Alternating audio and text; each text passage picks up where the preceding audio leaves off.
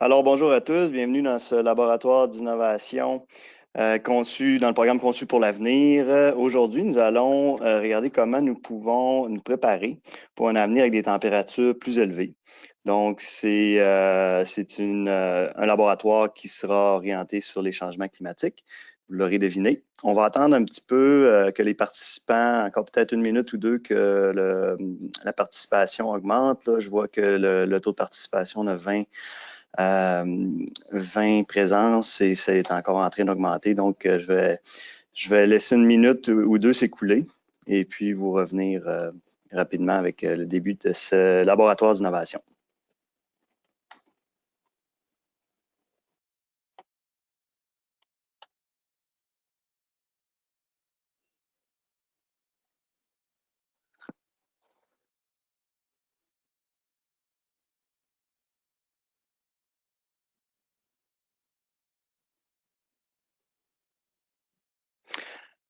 Alors, on a 22 participants. Merci de votre présence aujourd'hui. Comme je disais, c'est ce laboratoire d'innovation. On va présenter comment on peut s'adapter aux changements climatiques et aux températures plus élevées qu'on verra dans le futur. Je suis votre hôte aujourd'hui. Je me présente. Je suis Jean-Mathieu Gagnon.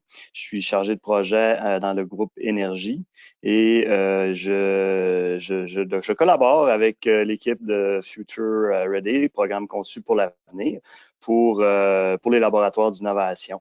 Donc, le laboratoire d'innovation, je vais essayer de changer la slide. Donc, les gestionnaires de programme sont Claire X, directrice de recherche Anna Robach et consultante de programme Jamie Sommer. Aujourd'hui, on va avoir 3 présentations. Et juste pour mentionner un petit peu la formule pour ceux qui ne sont pas familiers avec les laboratoires d'innovation. Donc, c'est une série de web conférences interactives qui se tiennent toute l'année. Et le contenu interactif est à travers menti.com. Donc, je vous invite tout de suite peut-être à ouvrir une autre fenêtre de votre browser, Google Chrome ou Internet Explorer, pour vous diriger vers le site Menti, www.menti.com,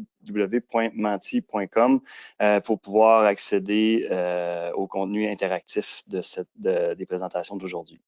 Donc, les laboratoires d'innovation sont une vitrine pour discuter des tendances qui détermineront notre futur et nous adapter notre conception à ces tendances dès aujourd'hui. Les laboratoires sont participatifs, soutiennent la collaboration et partagent d'idées à travers toutes les lignes d'affaires, peu importe votre ligne d'affaires. Vous pouvez nous faire part de vos questions au gestionnaire de programme Claire X, moi-même, Jamie ou Anna. En tout temps, n'importe quelle question, on est très ouvert. Donc, on va commencer tout de suite avec le contenu interactif pour savoir les participants. On est rendu maintenant à 32 participants, c'est bien. Donc, je vous invite ceux qui se sont joints récemment, à vous diriger vers le site www.menti.com, d'utiliser le code de 6 chiffres ici, 76 36 10, et me dire dans quel secteur d'activité vous travaillez. Alors, on voit qu'il y a une répartition, généralement, comme les présentations anglaises d'hier, c'est assez équilibré dans toutes les divisions de manière générale. Et c'est ce qu'on constate encore aujourd'hui pour ce laboratoire sur les changements climatiques. Alors, merci encore de votre participation.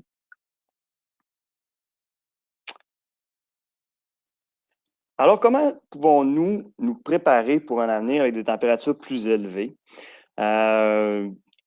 C'est la question qu'on aborde aujourd'hui avec les 3 présentations. Et en guise d'introduction, donc, pour mettre la table, on connaît les historiques ou on voit les historiques, au constat des historiques, ici la figure en haut à droite, de 1948 à 2016, on observe évidemment un changement dans la température et une augmentation de la température qui se situe ici autour de 1,5-2 degrés depuis 1948 en moyenne.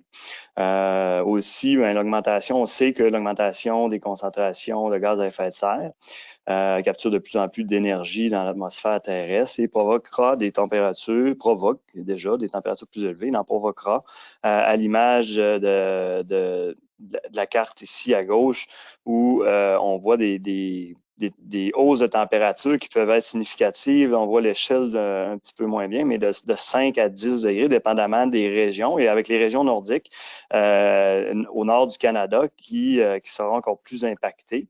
Donc, au Canada, on vit vraiment l'impact des changements climatiques, peut-être plus qu'ailleurs, étant donné qu'on a une partie de notre territoire qui est plus au nord et on sait qu'il sera plus impacté aussi.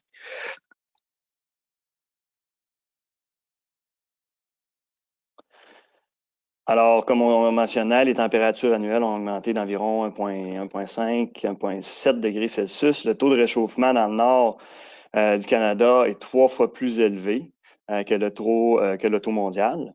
Les températures annuelles moyennes au Canada devraient augmenter de 1,8 à 6,3 d'ici 2100. Donc, c'est le scénario qui est un petit peu, qui est pas conservateur, je vous dirais, là, qui est un peu plus du côté alarmiste ou qui considère les pires hypothèses.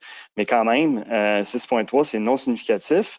Il existe des différences régionales et saisonnières dans les augmentations prévues, évidemment. Là, donc, ça fluctue beaucoup.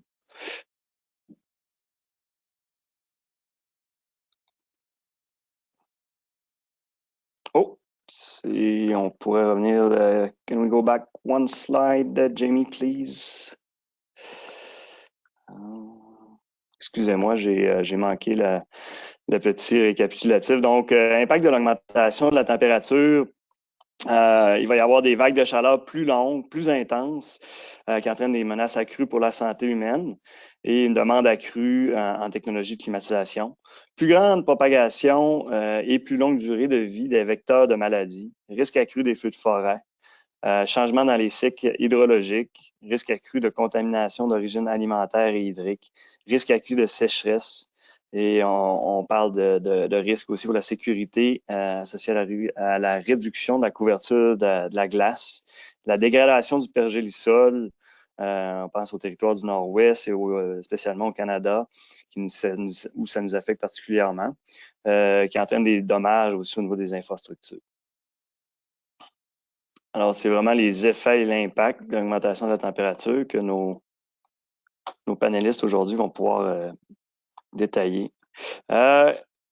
Donc, je vous invite tout de suite à aller répondre à comment les températures plus élevées vont-elles vous affecter le plus, selon vous. Donc, utilisez le code 76 36 10 sur le site www.menti.com pour nous donner votre avis sur comment les températures plus élevées vont-elles vous affecter le plus.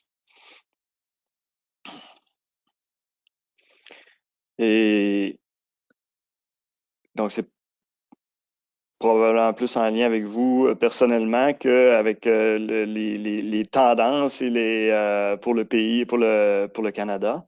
Donc, c'est intéressant de voir pour WSP Donc, pluie et neige, évidemment, au pays du hockey et de la neige, on voit que les gens seront certainement plus affectés. On voit que la réponse se dirige beaucoup vers ça. Dommages d'infrastructure. On ne parle pas de couverture de glace réduite, ce qui est surprenant. C'est le même constat que les gens ne se sentaient pas beaucoup impactés, pas beaucoup de pêcheurs sur glace, comme on dit, qu'on pourrait déduire chez WSP. Alors, bon, merci pour vos réponses. 45% plus aux événements liés à la neige et à la pluie. On va passer. Maintenant, les innovateurs d'aujourd'hui. Sans plus attendre, je vais présenter rapidement. On va avoir Ena et Yann Chavayaz, spécialistes en changement climatique, qui vont commencer les présentations avec les prévisions sur les épisodes de chaleur et comment les intégrer dans les évaluations d'impact sur l'environnement. L'effet en cascade de température plus élevée sur l'hydrologie de la conception sera présenté par François Groux, un spécialiste en hydraulique fluviale, un collègue en énergie à moi également. Préparer aussi, Anthony va nous présenter rapidement un sommaire de comment préparer les bâtiments à la hausse des températures. Ce sera seulement un sommaire. La présentation complète a été faite dans les sessions en anglais qui seront sur l'intranet, distribuées sur l'intranet, de même que la présentation d'aujourd'hui et les séances, les questions et réponses à la fin des présentations. On va se garder un 10 minutes pour les questions. Et tout cela sera répondu et placé sur l'intranet avec la présentation enregistrée. Donc, sans plus tarder, je laisse la parole à Ena et Yann pour commencer la première présentation.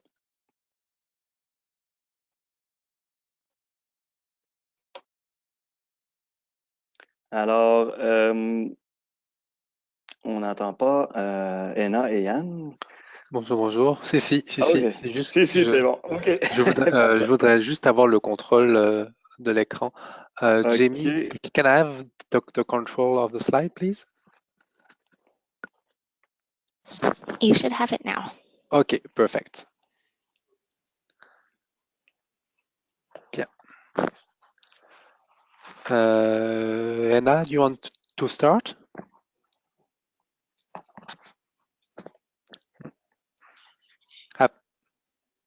Apparemment pas. Donc je vais commencer à sa place. Donc en fait, bonjour tout le monde. En fait, pour ce laboratoire d'innovation, on va vous présenter avec ENA en fait comment nous, dans notre petite équipe de changement climatique au Canada, on prend en compte les vagues de chaleur dans les études d'impact environnemental, dans les évaluations Bonjour. climatiques. Ah, bonjour Ena. Someone muted me, I'm sorry.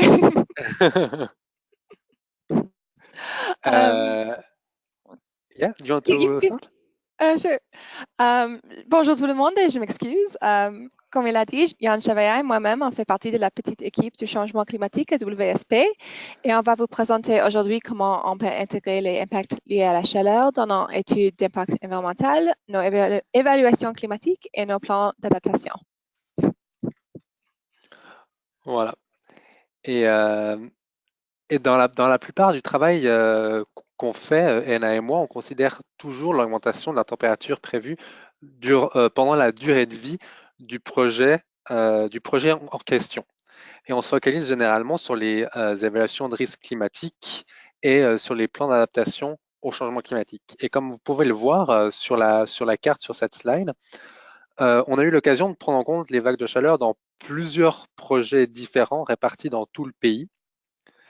Et on a pu évaluer comment l'augmentation des températures affectera toute une gamme d'infrastructures et de populations dans des situations géographiques très différentes également. Donc, ça peut aller dans les territoires du Nord comme le Yukon, être passé par la Colombie-Britannique jusqu'au sud de l'Ontario et les provinces maritimes. Les infrastructures sur lesquelles on a travaillé sont aussi très très variées. Elles vont du port d'une petite communauté des Premières Nations en passant par les sites miniers jusqu'aux usines de traitement des eaux. Donc on a vraiment un spectre assez large. Donc en fait, l'augmentation de la température, quand on parle de ça au Canada, pays du hockey, ça paraît quand même un peu bizarre. Et tant Anna que moi, on vient de pays en Europe et nos familles et nos amis en Europe, ils s'imaginent qu'au Canada, on porte un gros manteau en plein mois de juillet, alors que c'est pas forcément vrai. Et donc, les stéréotypes typiques sur le Canada, c'est généralement le froid, l'hiver, la neige, les caribous aussi. Et à vrai dire, il faut avouer que ces clichés sont aussi valables aux yeux de la plupart des Canadiens. Et il y a aussi ce mythe, il est installé aussi plus ou moins fortement, et ça va dépendre aussi des loisirs qu'on a, de notre niveau d'éducation, de notre revenu, de notre localisation, de nos valeurs, etc., etc. Mais en réalité, en fait, c'est que le Canada, c'est le pays au monde qui se réchauffe le plus rapidement, c'est-à-dire une augmentation de 1,7 degrés depuis le milieu du XXe siècle. Et donc, dans ce contexte-là, en fait, ce qui est important de faire, c'est de sensibiliser et de s'adapter. Et en parlant de sensibilisation, on va faire la sensibilisation auprès de vous avec la première question Menti. Donc, Ottawa subit en moyenne 2 vagues de chaleur par an. D'ici la fin du siècle, combien de vagues de chaleur supplémentaires Ottawa subira-t-elle chacun? Donc, on vous laisse répondre pendant 30 secondes. Les réponses sont plutôt dans la partie droite de l'histogramme. Donc, ça montre peut-être que vous êtes déjà pas mal sensibilisé à ça.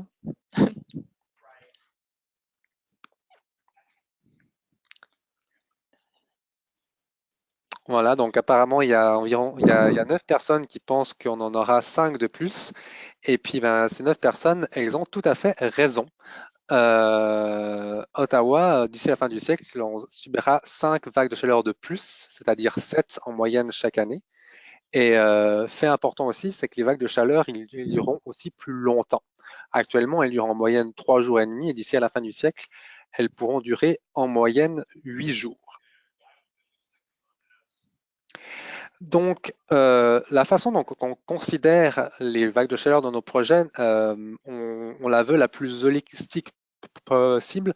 Donc, on n'essaie pas seulement de considérer comment la chaleur va physiquement impacter les infrastructures, comme des dépassements de seuil de chaleur pour certains matériaux ou des capacités de climatisation, par exemple, mais on va aller aussi plus loin en se demandant quels sont les impacts financiers pour le client, pour le constructeur, pour l'entreprise qui est installée, pour les logements, par exemple, aussi qui sont installés dans ces infrastructures, savoir si l'environnement environnant de l'infrastructure sera impacté, qu'est-ce qui va entrer en compte. On regarde aussi si ça a un impact économique plus large sur la municipalité ou la région. Voir aussi si ça a un impact sur la santé et la sécurité des travailleurs et des habitants. Et puis, fait important aussi, on regarde aussi quel impact ça a sur la réputation du client ou de l'entreprise. Parce que, par exemple, un système de climatisation ou de chauffage qui n'est pas assez adapté à des conditions futures, ça met un peu le client en péril dans sa réputation, et on essaie aussi d'éviter ça via nos projets. Donc, comment on fait pour savoir quand est-ce qu'il fait trop chaud? La première chose qu'on fait, c'est qu'on essaie de répondre à 3 questions. La première question, c'est où? Parce que les impacts liés à la chaleur dépendent beaucoup de la région dans laquelle on se trouve. Quelqu'un, par exemple, à Montréal, va tout à fait supporter plus ou moins quand même, supporter une température de 30 degrés beaucoup plus facilement que quelqu'un qui habite à Yellowknife. La deuxième question, c'est qui? Parce que les impacts liés à la chaleur varient beaucoup selon la population, savoir si on prend en compte des municipalités ou des petits groupes de personnes, si on prend en compte des enfants, si on prend en compte des personnes âgées, des travailleurs, etc., etc. Et la troisième question, c'est quoi? Parce que le type d'infrastructure qu'on regarde par rapport aux impacts liés à la chaleur a une influence sur les seuils à ne pas dépasser d'un projet à un autre. Et pour répondre à ces 3 questions, on utilise des normes d'ingénierie et des protocoles gouvernementaux, par exemple le Code national du bâtiment, le protocole CVIPP pour évaluer la résilience climatique des projets d'infrastructure. Donc, ce protocole a été monté par Ingénieurs Canada, où on fait aussi des évaluations de risques climatiques en suivant les normes ISO 31000 des évaluations de risques en général. Ce qu'on aime bien aussi, ce qui est assez pertinent, c'est qu'on collabore beaucoup à l'intérieur de WSP avec des experts pertinents. Par exemple, pour l'évaluation de la résilience climatique d'une ferme, ferme solaire, on aura affaire à des experts en énergie qui nous conseilleront sur quels paramètres prendre en compte ou pas. Les résultats qu'on donne dans chaque projet aussi sont basés aussi sur les travaux de recherche académique les plus récents. Et ce qui est aussi le plus important, selon nous aussi, c'est les leçons tirées des événements du passé récent. Par exemple, si on regarde la résilience climatique d'une zone inondable, ben, de regarder les conséquences que ça a eu, que les inondations ont eu au Québec en 2017 et 2019 est très pertinent. Et fait aussi plus ou moins rigolo pour nous, c'est qu'au Canada, il n'y a pas forcément de définition standard d'une vague de chaleur, donc il faut toujours jouer avec différentes définitions qui n'est pas forcément facile pour nous pour s'adapter à chaque projet.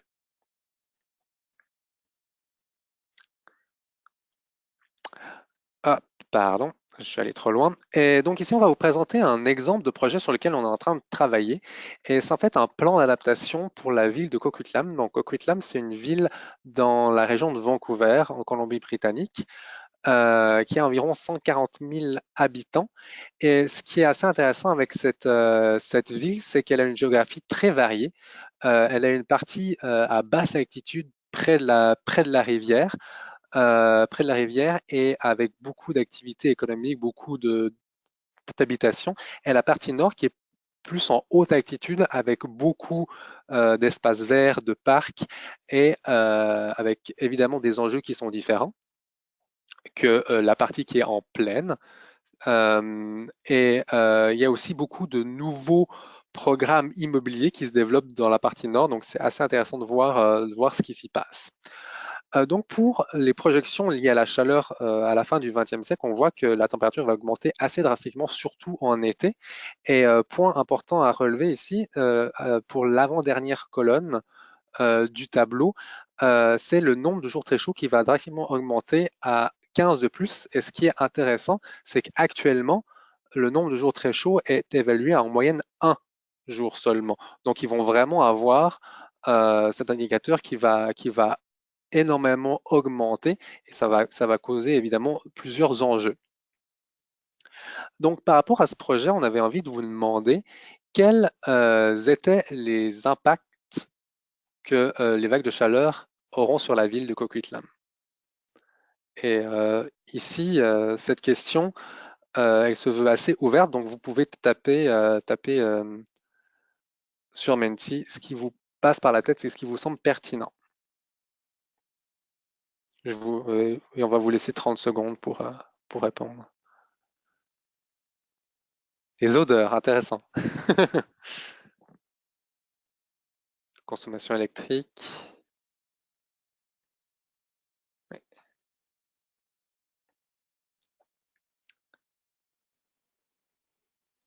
Il y a plusieurs personnes qui disent que les inondations sont un enjeu assez primordial.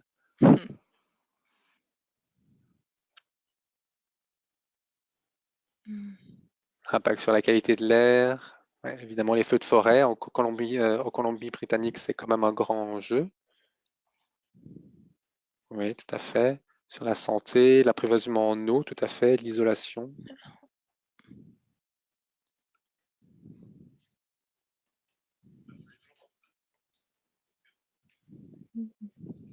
Inondation liée à la fonte des neiges, tout à fait. Sécheresse pendant l'été. Changement dans les infrastructures de traitement, tout à fait. Ben, écoutez, vous avez plutôt très très raison par rapport à ça. Donc, félicitations. Nous, ce qu'on a pu voir en général, c'est qu'évidemment, il y avait une grande détérioration de la qualité de l'air, avec des risques sanitaires évidents pour les populations les plus vulnérables, donc les enfants, les personnes âgées, les femmes enceintes. Comme on est évidemment en Colombie-Britannique, il y a une augmentation du risque de feu de forêt qui est d'autant plus important lié en raison des développements immobiliers dans le secteur nord de la ville qui est vraiment à proximité des forêts. On voit aussi une migration donc, depuis les États-Unis vers le nord des vecteurs de maladies comme la maladie de Lyme. On a aussi une augmentation de la demande en irrigation, des besoins en climatisation, évidemment. Il y a lié aux impacts sur la santé, on a aussi des retards dans la construction. Donc, les travailleurs doivent faire des pauses plus fréquentes avec une diminution de la productivité. On a aussi fait, qui peut s'avérer aussi important pour une ville, c'est la diminution de la fréquentation aux événements culturels et une diminution de l'utilisation des transports en commun. Donc maintenant, actuellement, Anna et moi, avec d'autres personnes sur ce projet, on essaie de proposer des mesures d'adaptation liées à ces risques-là. Et donc, ce qu'on fait, c'est d'abord, on fait une sélection de ces mesures-là. Donc, ces mesures peuvent être temporaires, peuvent être des mesures de gestion, des mesures techniques, stratégiques, de formation. Donc, formation comme éduquer la population pour moins s'exposer aux dangers, des mesures techniques pour augmenter la capacité de climatisation, ou d'offrir de meilleures infrastructures en gestion des eaux. Et ensuite, on fait un tri et une priorisation liée à l'efficacité, l'efficience, l'équité, etc. Et on a vu que pour beaucoup de clients, ce qui était important dans ce tri-là, c'était la légitimité et surtout d'avoir un coût qui n'est pas trop élevé pour que cette mesure soit mise en place. Et finalement, on aide aussi à l'implémentation. Donc, on essaie d'évaluer un plan avec des échéances et on essaie de les aider à mettre en pratique ces mesures-là. Donc, pour résumer, en fait, Anna et moi, on a 3 principaux défis quand on essaie de prendre en compte l'augmentation des températures dans nos projets. Le premier, c'est que le niveau de détail est assez difficile à fixer. On ne sait pas trop, en fait, si on doit rester à l'échelle globale ou si on doit être très, très précis dans nos projets ou pas. Et deuxième défi, c'est que les vagues de chaleur ne sont pas forcément considérées comme une priorité au Canada.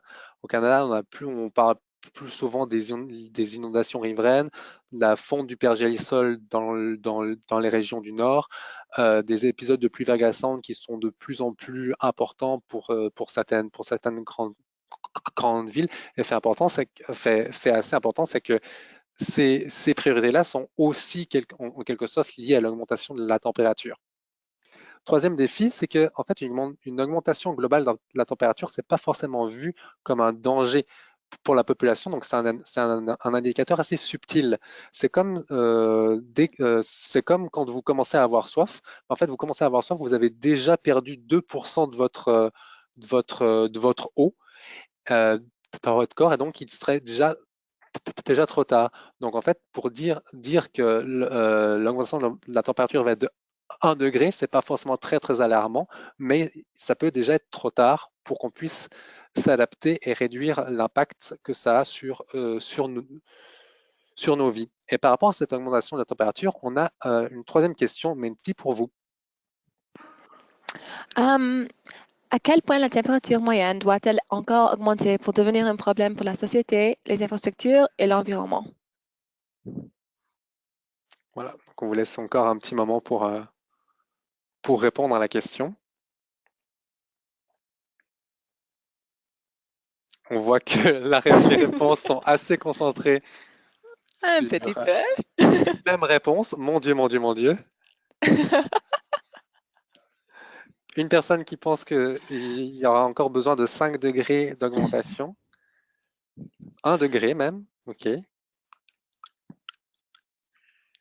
Intéressant. Bah, écoutez, la plupart d'entre vous, la grande majorité, a en effet raison, parce qu'effectivement, on est déjà en train de voir dans nos projets, et même dans la vie de tous les jours, que c'est déjà un problème et que la hausse des températures, bien qu'elle soit minime de 1,5 degré au Canada, ça a beaucoup d'influence sur notre environnement, sur nos infrastructures et notre société. Donc, pour conclure, les vagues de chaleur, bah, évidemment, elles ont un réel impact sur notre société, nos infrastructures, notre environnement, et déjà aujourd'hui. Et souvent, bah, les impacts sont souvent sous-estimés par la population et par les clients de WSP. Donc, c'est toujours quelque chose qui est assez intéressant à travailler dessus parce que c'est pas forcément un enjeu de prime abord qui est perçu par tout le monde. Et de plus en plus d'appels d'offres demandent maintenant, on voit à WCP que de plus en plus d'appels d'offres demandent une évaluation des risques climatiques liés à l'augmentation de la température. Donc c'est un secteur qui est assez prometteur pour saisir de nouvelles occasions. Donc, on serait heureux de savoir si vous-même, dans vos projets, vous prenez déjà en compte l'augmentation de la température comme paramètre. Et puis, si vous avez des idées ou des questions, on serait ravis que vous nous contactiez pour en parler davantage. Merci beaucoup. Alors, merci beaucoup, Anna et Yann, pour l'excellente présentation. Et merci à votre équipe là, en environnement pour ce beau travail de sensibilisation et aussi de rapprochement là, des équipes. On voit que ça va toucher, en fait, ça touche tout le monde, ça touche tous les niveaux de la société, mais au niveau d'affaires, ça va toucher toutes les lignes d'affaires de WSP. On a vu des choses en infrastructure, en énergie avec les panneaux solaires que tu mentionnais, les villes intelligentes, Smart Cities, qui a beaucoup de travail en bâtiment. Donc, toutes les lignes d'affaires sont portées à trouver des solutions, à modifier leur conception. Et on voit que vous avez un grand impact déjà dès le départ des projets. Donc, on invite tout le monde sur l'appel aujourd'hui à aller vous voir pour peu importe leur division, pour justement en apprendre plus sur les impacts et les études d'impact que vous êtes en mesure de fournir. Hein? On va passer tout de suite. Attendez un instant. Francois will need to unmute. On va passer maintenant à François Groux, la présentation de François Groux, spécialiste en hydraulique fluviale dans la division énergie-hydro. Alors, la parole est à toi, François. Merci Jean-Mathieu, bonjour tout le monde. Moi je vais vous parler des effets en fait indirects du réchauffement des températures sur le cycle hydrologique et en particulier sur les crues et les inondations. Il n'y a pas de meilleure journée aujourd'hui, je pense, pour en parler pour ceux qui nous écoutent, je pense en majorité du Québec et de la grande région de Montréal, parce que on a une belle illustration de ce que ça peut être des précipitations relativement intenses. J'essaie de changer la slide. Je ne semble pas avoir le contrôle, Jean-Mathieu ou Jamie. Can I have the... OK. Donc, on commence d'emblée par une question. Alors, on parle souvent de sécheresse quand on parle on en a parlé tantôt quand on parle d'augmentation des températures. D'après vous, est-ce que l'augmentation des températures, c'est plus une augmentation ou une diminution des précipitations en moyenne pour le Canada?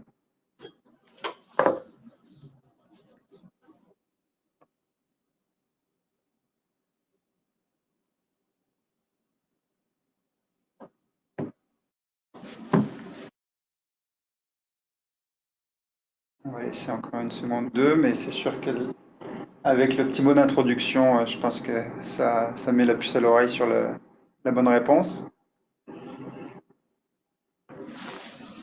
Ok, donc une vaste majorité qui pense quand même que ça va conduire à une augmentation des précipitations.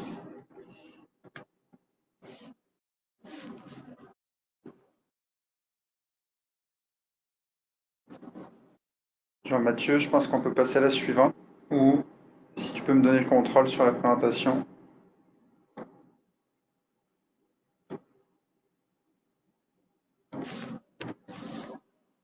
Ok. Là, je veux juste illustrer effectivement ce qu'on dit, que ça va mener à une augmentation en moyenne des précipitations. J'ai simplement extrait quelques informations sur certaines villes du Canada. C'est ce genre d'informations qui peuvent se retrouver facilement sur Internet, sur la nouvelle plateforme du gouvernement fédéral qui s'appelle donnéesclimatiques.ca ou climatedata.ca. Où on voit le lien direct pour les différentes villes entre l'augmentation des températures et l'augmentation des précipitations en moyenne. Donc, par exemple, pour Calgary, on parle d'une augmentation, comme on disait tout à l'heure, de plusieurs degrés, proche d'une dizaine de degrés, même à l'horizon 2080. Et ça va avoir des répercussions sur les précipitations de l'ordre de 8 à 12% en augmentation en moyenne. Puis on retrouve des chiffres, des valeurs assez similaires par rapport aux précipitations pour les différentes régions du Canada. Si on se concentre, nous, donc sur les... En fait, on parlait de sécheresse, on parle d'augmentation des précipitations. En fait, ce qu'il faut retenir, c'est que oui, il va y avoir potentiellement plus de sécheresse et plus de précipitations, ce qui peut paraître un peu contradictoire, mais c'est simplement que les précipitations vont être réparties différemment dans l'année, plus concentrées dans des périodes plus courtes, avec des périodes de sécheresse qui peuvent être plus longues et plus intenses entre ces périodes humides. L'augmentation des températures par rapport à l'hydrologie, c'est essentiellement, et aux inondations, c'est essentiellement trois choses qui vont nous impacter au Canada. La multiplication des redoux hivernaux. Tout à l'heure, dans une question au début de la présentation, les gens mentionnaient pluie sur neige. Effectivement, ça va être un enjeu important dans les prochaines années. On a aussi l'augmentation des extrêmes de précipitation. On vient un peu d'en parler également. Puis ça, comment ça s'explique? C'est simplement que plus l'air est chaud, plus l'air est capable de contenir de l'eau. Et donc, si l'air peut contenir plus d'eau, les précipitations potentiellement peuvent être plus importantes. Et puis, on va avoir des changements saisonniers. On va avoir des hivers plus courts, mais peut-être plus humides. Plus courts parce que, effectivement, les températures sont plus chaudes. Mais avec des températures plus chaudes, l'air contient, comme on vient de dire, plus d'eau et les hivers peuvent être plus humides. Et on va voir que, en fonction des régions, les effets de ces changements-là vont varier. Donc, en conséquence de tout ça, les phénomènes d'inondation vont évoluer, puis il va falloir qu'on s'adapte. Et puis, Jean-Mathieu également en parlait il y a quelques minutes en disant pour les aspects qu'ont présenté Yann et Ena, que plusieurs départements de WSP vont être directement impliqués dans des travaux. Mais ici, c'est encore vrai spécifiquement pour la partie des inondations ou la gestion des crues.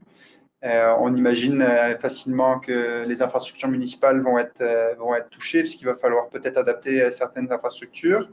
Mais les groupes bâtiments aussi peuvent être concernés pour des mesures de résilience, d'isolement des bâtiments.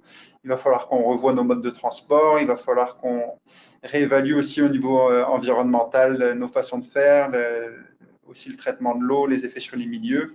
Et puis, tout ça s'applique aussi en énergie pour la gestion, par exemple, des centrales hydroélectriques, en industrie, dans le domaine de la santé et même des services municipaux.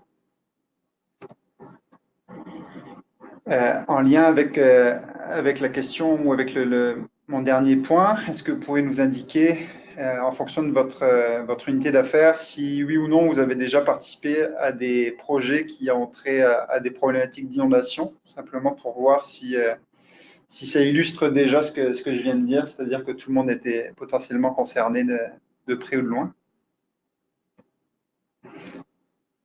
En environnement, en transport, en infrastructure, en bâtiment.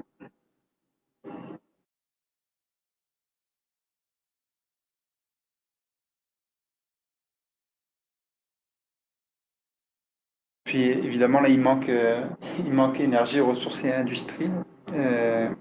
Mais je sais par expérience que les réponses seraient majoritairement des oui. Mais on voit quand même que rapidement, déjà aujourd'hui, on est dans un processus de changement du climat, mais déjà aujourd'hui, la majorité d'entre nous avons déjà été impliqués plus ou moins sur des projets liés aux inondations. Et donc, on peut juste se dire que ça va être amené à se multiplier, s'intensifier dans les prochaines années. Alors, je vais parler, j'ai abordé trois éléments juste avant, les redoux hivernaux, les extrêmes de précipitation et puis les changements saisonniers. Je vais revenir point par point sur ces trois éléments pour donner un peu plus de détails et illustrer ça par des exemples.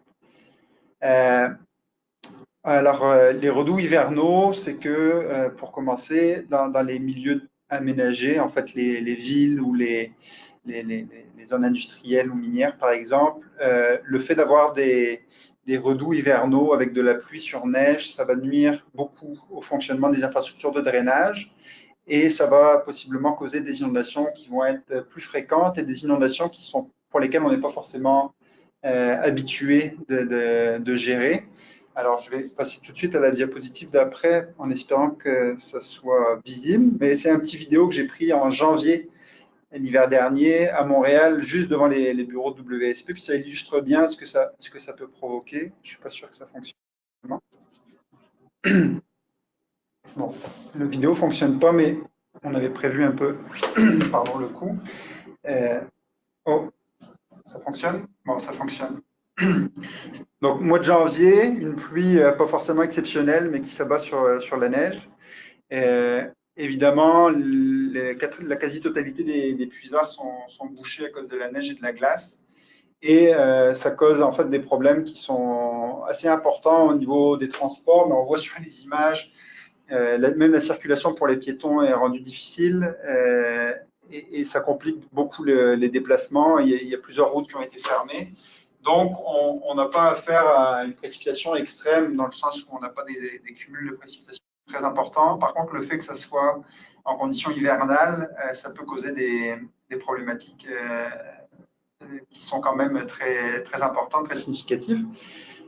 Puis, ce genre d'événement arrive de plus en plus souvent et va être amené à se multiplier encore dans le futur. Je reviens sur ma slide précédente.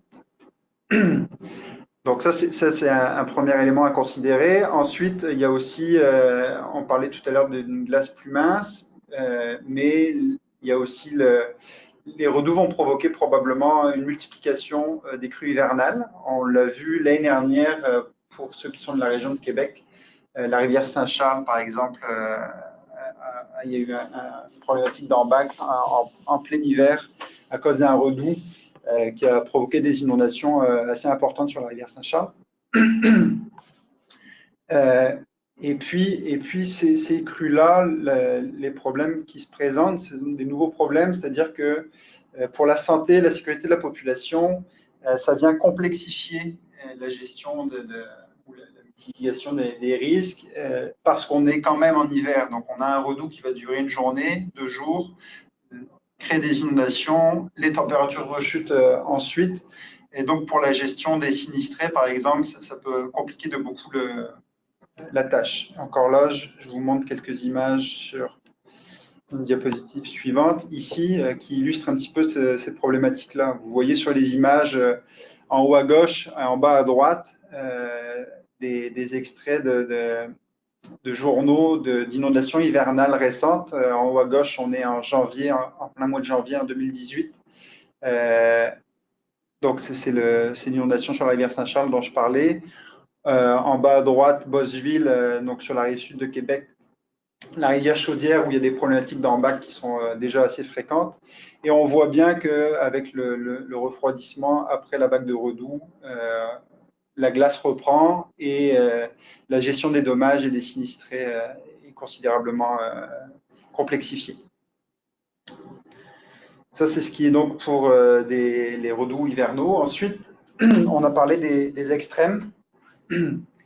Donc, les extrêmes, ça peut être des événements orageux qui vont être beaucoup plus intenses avec des quantités de précipitations très élevées en un très court laps de temps, mais ça peut être aussi des événements avec des cumuls de précipitations très élevés sur une plus grande période de temps.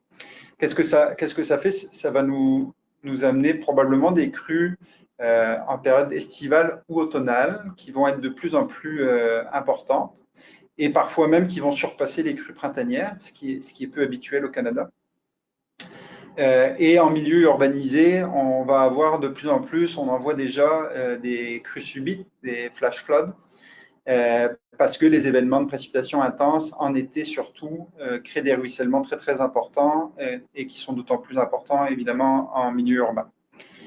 Puis ces crues-là qui sont rapides et très intenses amènent aussi une problématique qu'on connaît moins pour les crues de printemps, c'est-à-dire la gestion des débris et des sédiments, puisqu'on a quasiment de la boue plutôt que de l'eau dans bien des cas à ce moment-là. Les deux images qui sont sur la droite, en haut, pour les gens du Québec, vous vous rappellerez du déluge du Saguenay.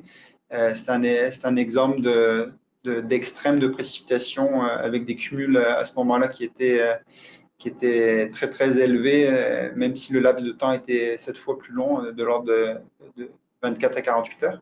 Et puis en bas à droite, c'est une image qui nous vient d'un collègue qui nous a rejoint récemment d'Europe.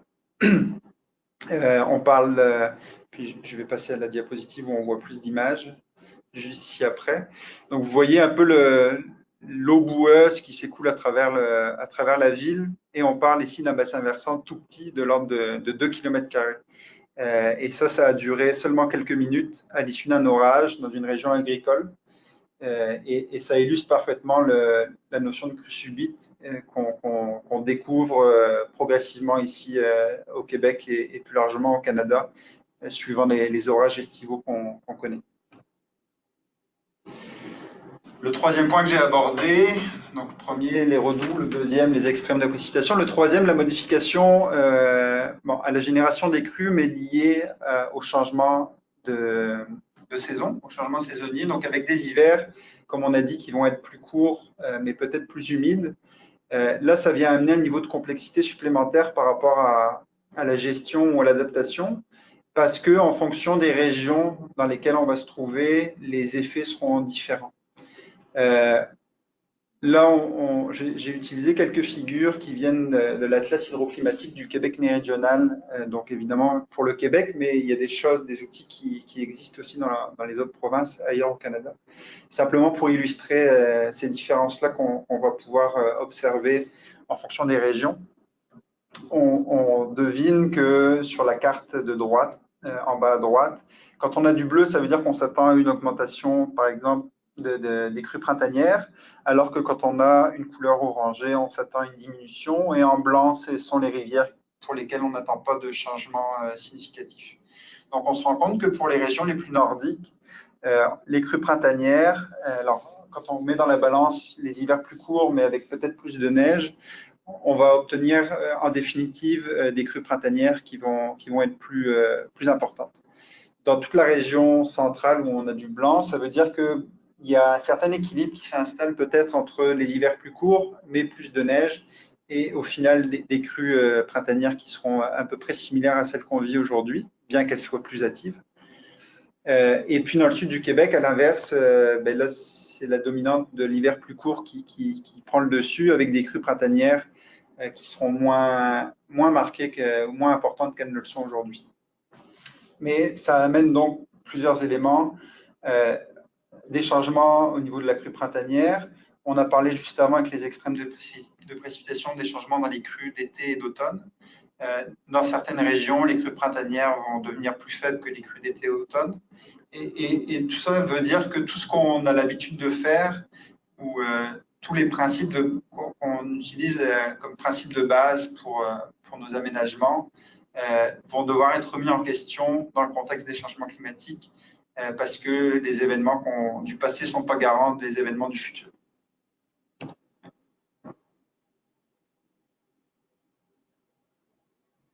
Je vais essayer de changer la slide. OK. Alors, une question avant de parler un peu de comment s'adapter. Il y a évidemment une dimension d'innovation et de recherche dans tout ça pour pouvoir s'adapter. Et je vous pose la question de comment on peut, selon vous, comment WSP peut s'investir pour changer nos façons de faire et permettre de mieux s'adapter. La première réponse, c'est est-ce que WSP, finalement, on se contente de suivre l'actualité scientifique et on fait valoir nos besoins dans le domaine de l'ingénierie aux universitaires et au gouvernement pour qu'ils soient pris en compte? Est-ce que WSP est capable d'être vraiment activement impliqué dans des groupes de suivi pour des projets de recherche? Est-ce qu'on participe par exemple à des chaires de recherche ou ce genre de choses?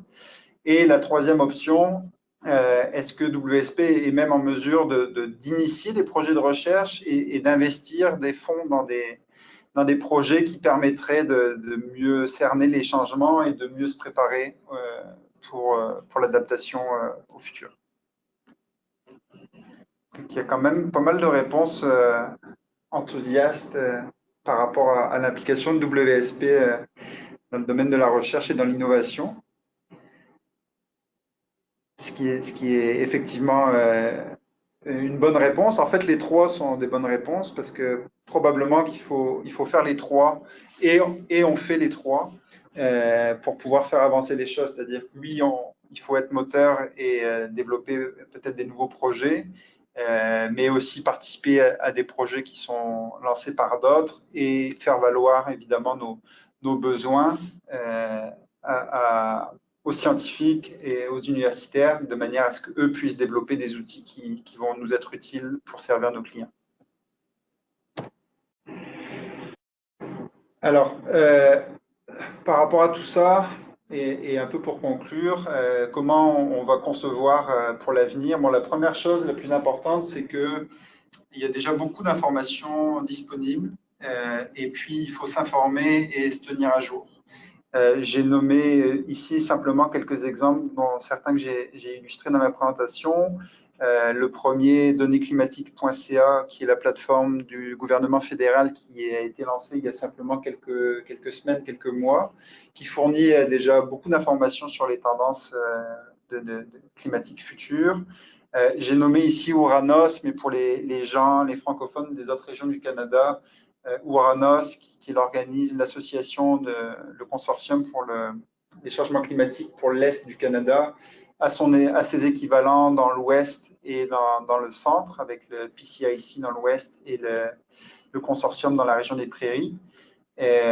J'ai nommé aussi ici le ministère de l'Environnement, l'Atlas hydroclimatique que je mentionnais tout à l'heure, qui donne des tendances pour les principales rivières du Québec en termes d'hydrologie. Mais on retrouve aussi un tas d'autres références. Puis, c'est en communiquant entre nous et avec des gens comme l'équipe de Yann que vous allez être en mesure de vous tenir à jour. Donc ça, c'est évidemment le principal élément. Puis ça change tout le temps. Donc, évidemment, c'est un sujet en constante évolution qu'il faut rester toujours informé. Le deuxième point, et en fait c'est probablement le plus important, c'est la communication. Ça semble une évidence, mais on l'a dit, tout le monde est concerné, aussi bien en infrastructure, en bâtiment, en transport, en énergie, en environnement. On a chacun nos clients, on connaît leurs besoins, mais on ne partage pas forcément cette vision-là entre nous. Donc, c'est important de trouver des moyens et d'innover aussi dans les modes de communication pour s'assurer que, peu importe l'unité d'affaires dans laquelle on travaille, on profite de l'expérience acquise par WSP dans son ensemble.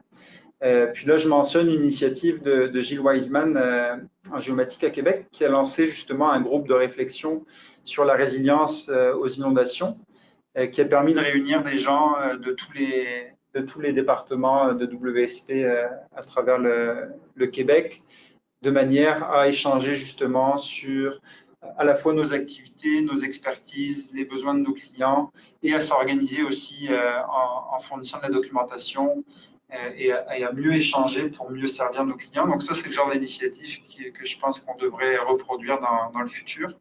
Et c'est à chacun de nous de les lancer, ces initiatives-là. Il ne faut pas qu'on attende que ça vienne d'ailleurs.